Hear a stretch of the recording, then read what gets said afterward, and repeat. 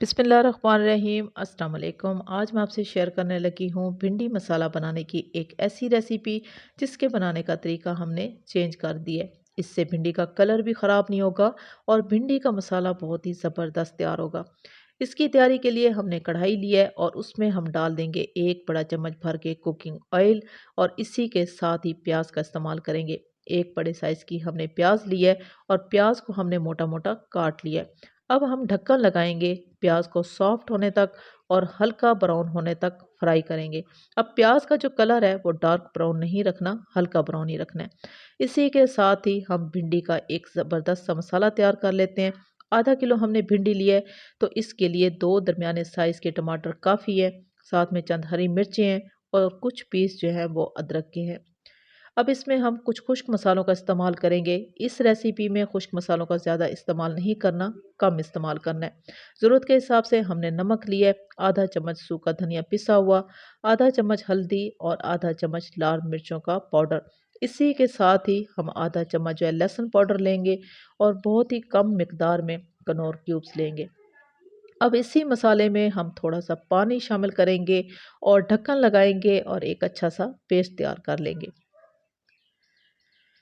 Paste जो है वो तैयार हो चुका है। हम आ जाते हैं प्याज़ों की तरफ और प्याज चेक कर लेते हैं कि प्याज किस हद तक सॉफ्ट हो चुके हैं और किस कदर ब्राउन हो चुके हैं।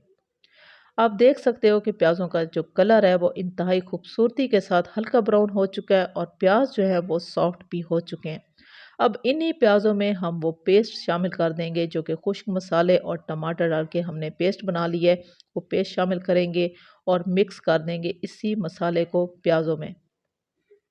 अब हम ढक्कन लगाएंगे 2 से 3 मिनट के लिए। इस मसाले को हम खुश्क होने देंगे। 3 मिनट के बाद हम चेक करने लगे हैं तो आप देखिएगा ये मसाला इंतहाई खूबसूरती के साथ तैयार हो चुका है।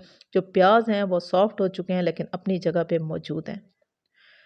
अब इस मसाले में हम शामिल कर देंगे कटी हुई चंद हरी मिर्चें और इन हरी मिर्चों को हम इसी मसाले में हल्का सा फ्राई कर लेंगे ताकि इनकी जो खुशबू और टेस्ट है वो मसाले में शामिल हो जाए। बहुत ही अच्छी सी खुशबू आने लग गई है।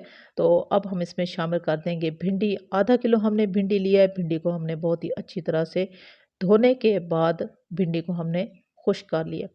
खुश्क करने के बाद भिंडी को हमने इस शेप में काट लिया है। अगर इस तरीके से भिंडी बनाई जाए तो भिंडी का जो कलर है वो बहुत ही खूबसूरती के साथ मौजूद रहता है और भिंडी बहुत ही अच्छे से तैयार होती है। अब इसी भिंडी को हम इसी मसाले में मिक्स कर देंगे और ढक्कन लगाएंगे, दम वाली आंच पे रखेंगे 4 से 5 मिनट के लिए। अब ज़्यादा देर के लिए हमने भिंडी को नहीं पकाना, बस सॉफ्ट करना है इसी मसाले में ही। भिंडी हमने मसाले में अच्छे से मिक्स कर दी है। अब हम ढक्कन लगाएंगे 3 से 4 मिनट के लिए। हम भिंडी को दम पे रखने लगे हैं। अभी हम आपको फाइनल लुक के साथ भिंडी चेक करा देते हैं कि आप भिंडी का कलर देख सकते हो। इंतहाई खूबसूरत कलर के साथ ये हमारी भिंडी जो है मुकम्मल तौर पे तैयार हो चुकी है। आसान और सादा सी रेसिपी मैंने आपसे शेयर की है।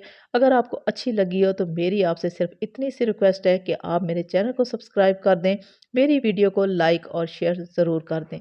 अल्लाह हाफिज़।